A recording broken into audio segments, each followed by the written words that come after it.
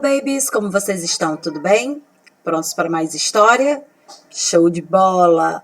Olha só que maravilha, o assunto de hoje é sobre a influência dos africanos no Brasil, na nossa cultura, no nosso dia a dia.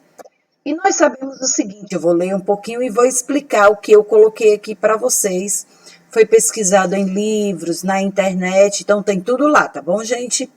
O negro foi o trabalhador responsável por tudo que de mais importante se fez na construção da sociedade colonial. Essa frase é de Gilberto Freire, um pernambucano que muito entendia sobre a sociedade brasileira naquela época. Os africanos contribuíram para a cultura brasileira de uma enormidade de aspectos. Bom, eles, na época da escravidão, eram que faziam praticamente tudo, tá? Os senhores de engenho, as madames, né, a sociedade branca, elas só mandavam. Então, nós temos a herança africana enraizada em tudo o que você possa imaginar na nossa sociedade, no nosso dia a dia. Gente querendo ou não, tá? Então, olha só que interessante. Na dança, na música, na religião, na culinária, no idioma, tudo sofreu influência. Os bantus, mangôs e jejés no Brasil colonial criaram o candomblé, que é a religião afro-brasileira, né? Eles fizeram essa mistura baseado no culto dos orixás, praticadas atualmente em todo o território nacional. E aí eu coloquei 3 fotos, tá na internet, tá, gente? De arte, uma arte genuinamente africana.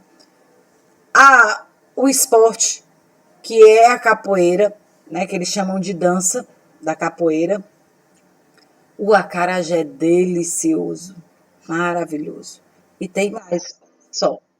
A existência da escravidão no Brasil durante quase 400 anos, além de ter constituído na base econômica material da sociedade brasileira, construir muito, influenciou também na sua formação cultural. A miscigenação entre africanos, indígenas e os europeus é a base da formação populacional do Brasil, a gente já sabe disso. Dessa forma, a matriz africana, né, na sociedade tem uma influência cultural que vai além do vocabulário.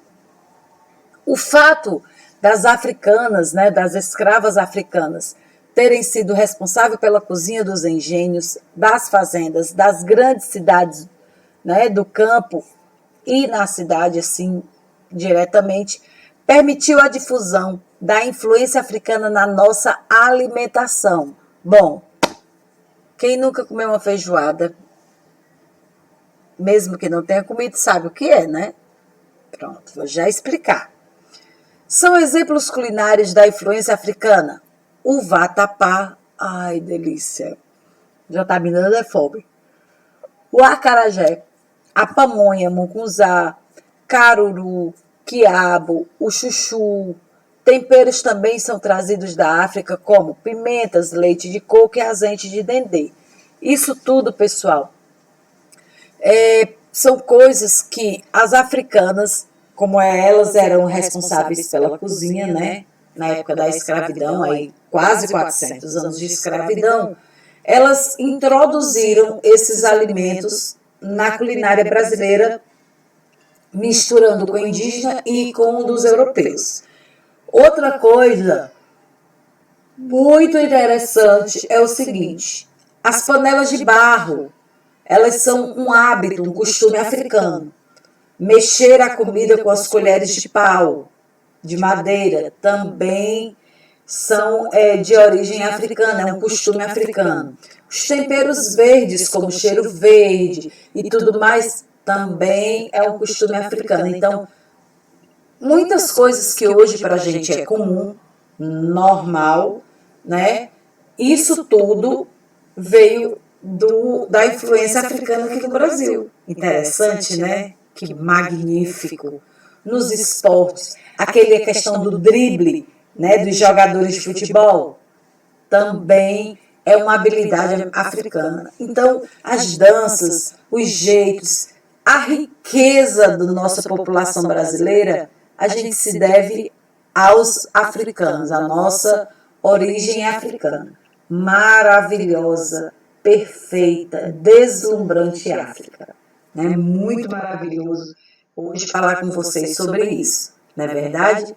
Muito, muito. A gente sempre aprende mais a respeitar, aprende a nossa própria cultura. Então, o Brasil ele é cheio de surpresas, cheio de influências. É um povo, assim, belíssimo, ímpar.